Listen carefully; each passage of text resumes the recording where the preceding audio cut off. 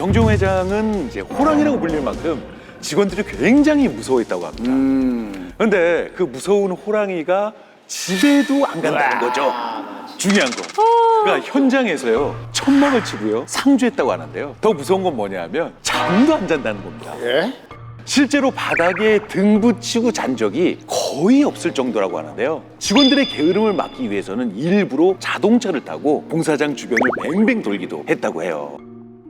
정주영 회장은 세상이 달다시피 철저한 현장주의예요. 건설 공사 기간 중에 미국에서 이제 쓰다 버린 그 차에다가 겉에 이 드럼통을 펴가지고 탑차 안에서 잠을 자고 집에도 안 들어가고 거기서 며칠이고 그냥 뭐 현장에서 있는 거래요. 공사 현장에 사업주가 같이 있는다는 것은 이 근로자들한테는 하늘과 땅 차이예요. 이제 그 당시에 갑자기 현장에 있는 정주영 회장을 청와대로 부른 거예요. 옷을 갈아입을 시간도 없고 작업하도 그냥 그대로다가 청와대를 들어간 거예요. 그래가지고 설명을 하다가 너무 피로가 몰려오래가지고 깜빡 잠이 드는 거야. 괘씸하잖아. 근데 박 대통령은 이 양반이 얼마나 현장에서 고생이 심하고 잠을 제대로 못 자면 내 앞에서 졸겠나. 야. 그래서 잠을 깰 때까지 기다려줬어요. 정주영 회장이 수스루차 오른 거야. 독대하는데 졸다니. 그래가지고 죄송하다고 그랬더니 박 대통령이 더 좀 자기를 놔둘 걸 일찍 깼네요. 그러면서 얘기를 치는. 그만큼 박 대통령의 열정과 거기에 못지않는 또 정주영 회장의 열정과 적극성이 있다는 거예요. 당시 정주영 회장은 늘 새벽 4시에도 현장을 직접 수차를 다 하고요. 2시간씩 혼자 현장을 샅샅이 뒤져본 뒤에요. 5분 정도 혈압 체크를 한답니다. 혈압? 그리고 6시부터 회의를 시작을 했다고 하네요. 정주영 회장이 보여준 행보들 중에서 충격요법까지 가는 것들이 좀 있어요. 네. 아, 저 정도도 충분한데? 네, 더 있어요. 저 73년인가요? 국내에서 처음으로 대형 유조선 만들었었잖아요, 정주영 회장이. 그때 당시에 어떤 소문이 났었냐면 정주영 회장이 너무 피곤해서 졸음운전을 하다가 그대로 바다에 빠졌다. 아, 정 회장이. 네, 근데 워낙 체력이 좋아가지고 차에서 빠져나왔다. 그래서 다시 일을 시작했다. 뭐 이런 전설적인 일화가 있었어요. 정 회장한테 물어봤다는 거죠. 아니, 그 물에 빠지는데 어떻게 살아 돌아왔냐고. 그랬더니 내가 직원들이 놀까봐 감시하려고 내가 이악 물고 빠져나왔어. 그럼 이제 놀까봐. 내가 물에 빠진 사이에 놀까봐. 네, 야, 이거 충격요법인데. 너? 야. 지금이라면 상상도 하지 못할 일입니다, 이거. 상상도 하지 못할 일이지만 정주영 회장은 상상을 현실로 만드는 사람. 추워서 두꺼운 옷 입으면 그때가 겨울인 거고요. 더워서 옷 벗으면 그게 여름인 거고. 고인물이 튀어서 얼굴에 튀었다, 세수다 이렇게 생각하셨답니다. 비 오는 날이면 공치는 날이다라는 말. 손해본다 이런 얘기예요, 그죠? 그렇죠. 네. 이 말이 이 경부고속도로 만들면서 나온 말이라. 이게 이제 휴일이란 게 없이 24시간 막 이렇게 풀가동할 때니까 비 오는 날이면 잠깐 공사 멈추는 날입니다. 그래서 비 오는 날은 공치는 날. 공치는 날이다. 네. 그 노동자들 사이에서는 월화수목 금금금 이런 말들이 이때 나왔었던 이야기인 거고. 지금 뭐 금요일도 밤만 근무한다는 얘기가 네, 있네요. 요즘 4.5일 4.5일인데 얘기 나오는데. 그 뭐라고요? 월, 화, 수, 목, 금, 금, 금. 이렇게 해야 돼. 그렇게 해야 된다고요? 본인은 3시간 녹화도 못 참으시면서 나는 2시간 하고 작가들은 10시간 일해야지. 10시간 일을 해야 돼. 작가들이 20시간 일하면 내가 1시간밖에 일 안 한다니까. 그러니까 어쨌든 직원들도 정주영 회장만큼 열심히 일을 했던 거예요. 그러니까 이제 회사가 잘 굴러가고 공기도 그러겠죠. 단축시킬 수 네네네네. 있었죠. 이게 이제 정주영 회장 혼자서 되는 게 아닐 거 아니에요. 옆에 이제 받쳐주는 유능한 참모, 있어야죠. 유능한 또 간부들이 좀 있어야죠. 그럼 그게 누구냐? 유명한 사람이죠. 네. 저 옷은 뭐죠? 알 수 없는 패션. 표범인가요? 표범인데. 저 유명한 투샷이죠. 왜냐면 이명박 전 대통령이 사실 현대건설 사장을 지냈고 결국 정주영 회장은 오른팔이었던 건 뭐 너무나 유명한 얘기니까. 근데 정주영 회장도 밀어붙이는 거 유명하지만 거기서 일을 배웠던 이명박 전 대통령도 뭐 한국에서 사장할 때부터 밀어붙이는 거 워낙 또 유명했던 사람이고 그러면 이 두 사람이 어떻게 만나게 된 걸까? 이게 이제 궁금해지는데 사실은 이명박 전 대통령이 입사할 때쯤만 해도 지금이나 대기업이지 그때는 스타트업이라고 그래야 되나? 벤처 기업이죠. 왜냐면 직원이 100명도 안 될 때니까 중소기업이라는 거예요, 당시에는. 그런데 이명박 전 대통령이 고대 나와서 저기를 지원했는데 떨어졌어요. 예. 그래서 야 너무 분하다는 거지. 그래가지고 이 사람이 어떻게 했냐면 편지를 썼어요. 누구한테? 박정희 대통령한테. 나 면접 떨어졌다고? 왜냐면 이명박 대통령이 운동권 출신이었단 말이에요. 학교 때. 그러니까 6.3 사태의 주역이잖아요.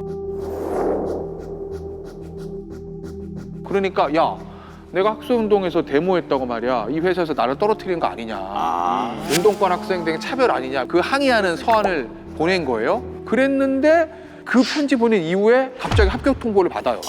이게 낙하산인가? 예, 근데 알고 봤더니 당시 이제 박정희 대통령이 정주영 회장한테 뭐라고 그랬냐면 야, 니네 회사에 이명박이라고 있지? 그 아주 고약한 놈인데 나 이거 정치할 줄 알았더니 회사로 갔네? 인간 좀 만들어봐. 이렇게 얘기를 했다는 거죠. 그래서 그때 정주영 회장이 아, 이 친구 뭐가 있구나. 그러고 저 MB를 좀 알아봐서 뭐 키워줬다. 실제로 정주영이 MB를 인정하게 된 결정적 계기가 실제로 있어요. 그래요? 태국에서 아까 고속도로 공사했다고 했잖아요. 네네. 근데 고속도로 공사하던 중에 한국인 노동자들이 이 폭동을 일으킨 사건이 있었습니다. 근데 이때 이제 회사 간부들하고 현장 직원들은 피해서 다 달아났다고 해요. 그런데 당시에 이제 말단 격리 사원이었던 이 MB는 끝까지 혼자 사무실에 남아가지고 금고를 지켰다고 합니다. 사장 입장에서 가장 칭찬받을 만한 행동이네요. 당시에는 뭐 흉기, 둔기 이런 거 들고 금고 열라고 와가지고 폭행까지 하고 실제로 이제 맞고 막 그랬는데 한참 그렇게 폭행을 당하다가 경찰에 구조가 됐대요. 근데 그 일이 이제 이 정주영 회장의 귀에 들어간 거죠. 그러니까 그때부터 MB가 이 정주영의 눈에 들기 시작해서 오른팔이 돼가지고 승승장구하기 시작한 계기가 됐습니다. 정주영의 오른팔 MB 경부고속도로 건설 때도 지독한 상사로 유명했습니다. 그때 불도저가 한 대 고장 났었대요. 네. 불도저 근데 수리가 오래 걸릴 수밖에 없잖아요. 이게. 근데 이제 그게 마음에 안 들었나 봐요. 오래 걸리는. 예. 그래서 나와봐. 본인이 해체를 했어. 불도저를? 완전히 해체해서 매뉴얼 보고 다시 조립을 했다는 거예요. 근데 어쨌든 현장 책임자가 그러고 있으니까 이 수리를 원래 전담했었던 직원들도 가만히 있을 수 없잖아요. 그렇죠. 그러니까 한둘씩 나와서 고장난 불도저를 또 해체하고 그렇게 해서 수리하고 이렇게 했다는 거죠. 야, 역시. 근데 이걸 누구한테 배웠냐? 이거 정주영한테 배운 거예요. 네, 이 정주영도 그렇게 했대요. 이것 때문에 현대는 불도저를 해체하는 회사다라고 하는 소문이 한번 난 적이 있는데 언제 그 소문이 났냐면 일본에서 중장비를 한 대 갖고 옵니다. 이 고속도로 건설을 해야 되니까. 그런데 일본 측에서는 왜 고속도로 건설한다고 했는데 왜 한 대밖에 안 사가지? 그러니까 의아할 만하죠. 네, 의아할 건가? 만해요. 해갖고 가봤더니 한 대를 사서 해체를 해서 그걸 보고 아 이렇게 만드는 거구나 라고 해가지고 여러 대를 똑같이 만들었다는 거예요. 오, 그게 돼요? 그 모습을 본 이제 MB가 그걸 따라한 게 아니냐. 원조는 정주영이다. 위에 그 지독한 상사 때문에 뭐 열은 받았겠지만 직원들이 모두 아주 뭐 최고의 기술자가 됐겠어요, 그죠? 해석이 또 좋네요. 네, 뭐 네. 베끼고 뭐 조립하고 뭐. 그죠? 근데 나중에 이렇게 좋은 결과를 낳지만 처음에는 정주영 회장이 열정적인 MB를 좌천시킨 적이 있다고 합니다. 경부 고속도로 건설을 시작할 즈음에 MB가 발령이 난 곳이 미팔군이 버린 고무를 수리하고 관리하는 이런 부서였는데 그 전에는 거기에는 대학교를 졸업한 엘리트는 한 번도 간 적이 없는 아주 말단 부서였다고 해서 정주영 회장이 MB를 버린 것이 아니냐 주변에서 이런 얘기를 할 정도고 MB 자신도 이거 잡혔어야 되는 거 아닌가 이런 생각도 했다는 거죠. 근데 이것이 다 정주영 회장의 깊은 뜻이었던 것이 지금 말씀하신 대로 경부고속도로 건설이 시작되니까 이 중장비들을 잘 관리하고 운영시키는 것이 이제 핵심이 돼버린 겁니다. 그래서 이 부서가 아주 중요한 부서로 떠올랐고 그때서야 이제 MB도 정주영 회장님이 다 고려해서 날 여기 배치한 거구나 해서 불도저를 해체하면서까지 그 부서의 효율성을 높였다고 합니다. 미리 말 좀 해주지 그러면. 이게 멀리 내다보고 보낸 거네, 그죠? 모두가 열정적으로 혼신의 힘을 바쳐서 했던 공사가 이제 드디어 막바지에 돌입하게 됩니다. 경부고속도로의 마지막 공사 구간은 바로 추풍령인데요. 이거. 예, 바람도 쉬어간다고 할 정도로 극악 코스라고 했습니다. 이 추풍령의 터널을 뚫어야 하는 어려운 공사를 반드시 했어야만 됐는데 그런데 어느 날요 현장 인부들 사이에서 이상한 소문이 돌게 됩니다. 뭐라고요? 추풍령에 산신령이 나온다는 거예요. 산신령이요? 훌륭해? 한실력은 또 뭐야? 아니 실제로요 여러 명의 인부들이 공통적으로 증언을 했습니다. 봤다는 거예요? 산신령을? 예. 그 사람이 살지 않는 첩처산 중에 갑자기 백발 노인이 나타나서요 공사를 며칠 미뤄달라고 부탁을 했다는 거예요. 산신령이? 산신령이. 심지어 커다란 구렁이까지 나왔다고 하는데요. 구렁이까지? 네. 그래서 이런 기이한 현상 때문에 무섭다고 해서요 인부들이 자꾸 도망을 갔다고 합니다. 24시간 터널 뚫어보세요. 잠을 못 자는구나. 나 딴 데 갈 테니까. 그러니까 이건 또 심리적인 문제지만 근데 진짜 물리적인 문제도 터졌거든요. 공사 중에 갑자기 수맥이 터져버립니다. 산신령 나타나고 수맥까지 터지고 근로자들 자꾸 도망가고 이 상황에서 그럼 정주영 회장 또 어떻게 했을까요? 충분한 지질 조사, 그다음에 어디에 터널을 몇 개 뚫고 교량을 몇 개 놓고 이런 그 사전 조사가 당연히 불충분했죠. 터널을 뚫어야 되는데 전부 이 지층 구조가 암석이야. 상계 터널 없이 고속도로를 완성할 수 없잖아. 안반을 뚫고 나가야 되는데 근데 이제 이 안반이라는 게 말이에요. 차암기로 다 뚫다 보면은 갑자기 바위를 지나가는 수맥을 건드리게 되면은 돌덩이 같은 게 섞인 지하수가 순간적으로 분출을 해요. 그러면 거기에 매몰돼가지고 사람이 죽는 경우도 있거든. 그러니까는 이 공사하는 사람들이 거기 안반에서 작업을 안 하려고 그래요. 그러니까 정주영이 현장맨 아니에요. 그러니까 바보들 말이야. 그게 두려워가지고 어떻게 공사를 해? 근데 당신이 차감길 가지고 거기 뚫는 거예요. 공사 기간에 맞추는데 아주 결정적인 역할을 한 것이 당제 터널 공사가 그래서 많이 그 뒤에 얘기가 전달돼요. 실제로 정주영 회장이 어떤 현장의 노동자들보다도 시멘트 반죽 잘하기로 유명하다고 해요. 그만큼 이제 현장에서 발로 뛰는 그런 스타일이었는데 정주영 회장까지 직접 나서서 터널 뚫고 있으니까 이제 터널 공사만 끝나면 개통할 수 있겠다 이런 희망이 보이는데 결국은 여기서 이제 사고가 터집니다. 뚫고 있던 터널이 붕괴가 된 거죠. 막대한 양의 흙이 쏟아지고 뭐 낙반 사고에다가 토사 붕괴 이런 사고가 한두 번 있는 게 아니라 13번. 아이고. 그러니까 이러다 보니 공사 일정은 하루하루 밀리게 되는 상황이 될 수밖에 없었고요. 현장 노동자들은 공사장을 뭐 지키기는커녕 공사 자체가 이제는 불가능한 거 아니냐 이렇게 생각을 하게 된 겁니다. 그러니까 개통 예정일에 8주가 남았어요. 그러면 이대로 가면은 공기 단축은커녕 공기 내완공하는 게 불가능한 거거든요. 그러면 공기 단축시켜야 돼요. 공기 단축시키는 가장 좋은 방법이 뭐가 있을 것 같아요? 공기를 좀 연장시키는 거죠. 굉장히 쉬운 방법을. 3년만 각하 3년만 더 주십시오. 뭐 이렇게. 우와. 역시 연장을 시켜야지. 공기 단축하는데 제일 좋은 건 뭐냐면 돈 포기하는 거거든요. 예를 들어서 인부 10명이 예상이 돼 있으면 20명 투입하면은 그런 식으로. 공기 단축 되죠. 대신 손에 떨어지는 게 없겠죠. 그래서 여기서 이제 공기 단축하기 위해서 돈을 포기한 거예요. 그 다음에 제일 중요한 게 뭐였냐면 시멘트. 이게 이제 토반이 무너지니까 그거 지지하려면 시멘트가 빨리 굳어야 되는데 당시에 빨리 굳는 시멘트가 가격이 3배가 비싸다는 거죠. 받은 돈은 정해져 있고 코스트가 3배 더 들어가는 거거든요. 인건비 더 들어가고. 그러니까 그렇게 해서라도 공기를 맞춰야 되겠다라고 결심을 하고 그 작업을 시작했던 거죠, 정 회장이.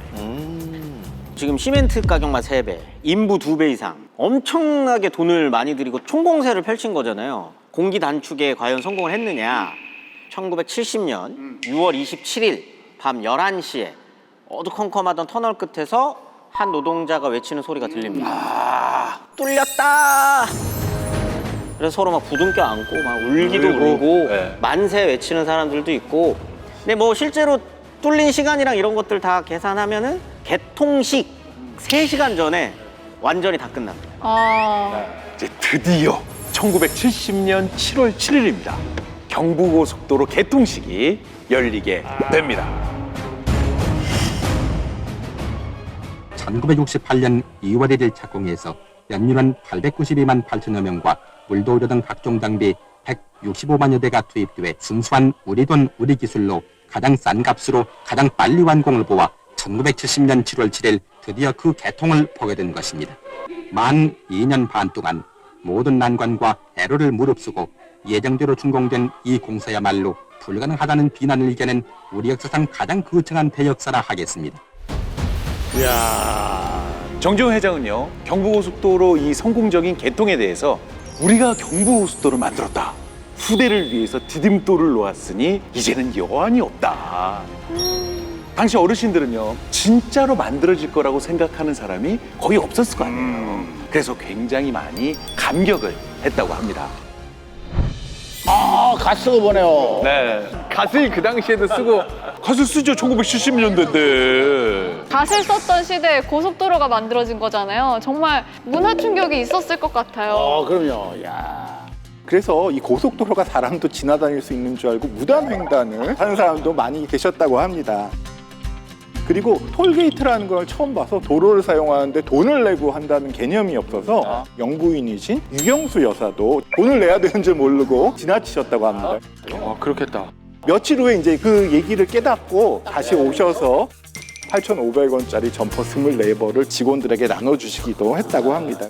사실 경부고속도로가 가진 의미가 굉장히 여러 가지가 있어요. 동양에서 단일 고속도로 중에서는 가장 깁니다. 그리고 이제 일본의 그 도메이 고속도로라고 340km 구간이 있거든요. 공기가 7년이었어요. 그런데 경부고속도로가 2년 반 돼서 완성했으니까 반도 안 되는 시간에 완성을 한 거죠. 2년 반 만에. 이 시기를 기점으로 서울에서 부산을 잇는 전국 일일 생활권 시대가 열린 거잖아요. 아침은 서울에서 점심은 부산에서 그게 가능해졌고 또 대한민국 경제 성장률이 가속 페달을 밟기 시작했다라고 볼 수 있습니다. 자, 이 노래를 들으면 아실 수 있을 겁니다.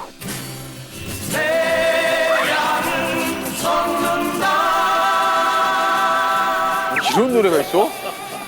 이거 들어본 것 같아요. 아, 이 노래 들으면서 달리고 싶다.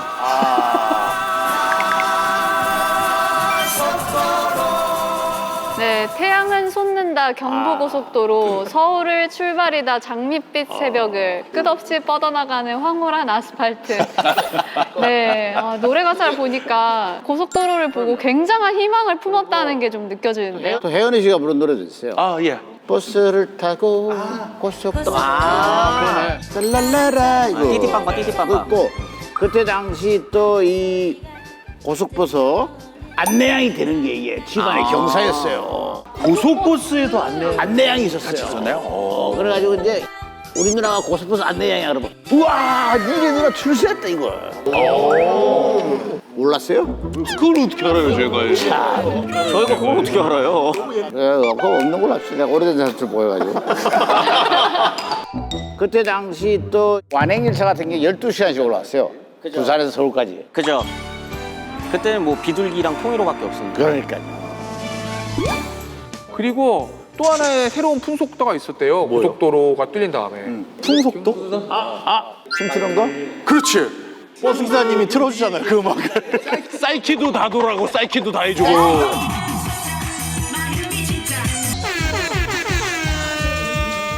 사고 나면 큰일 납니다 그거 진짜. 어쨌든 저 70년대 저 고속도로 뚫리면서 그런 새로운 풍속 이런 게 생긴 거예요. 잊지 말아야 할 또 역사도 있습니다. 일단 지금 보이는 이 경부고속도로 이 사진 네. 그때 만들어진 경부고속도로 아닙니다. 이거. 보수공사 비용만 4배 이상. 당연하죠. 왜 그러냐면 돈 아끼려고 중앙분리대를 설치하지 않았어요. 새로 다 설치해야 되죠. 그다음에 고속도로라고 하면 도로에 이제 차들이 빨리 달려야 되니까 도로 두께가 두꺼워야 돼요. 새로 만들었어요. 지금의 경부고속도로는 그때 만든 경부고속도로가 아니라고 해도 과언이 아닙니다.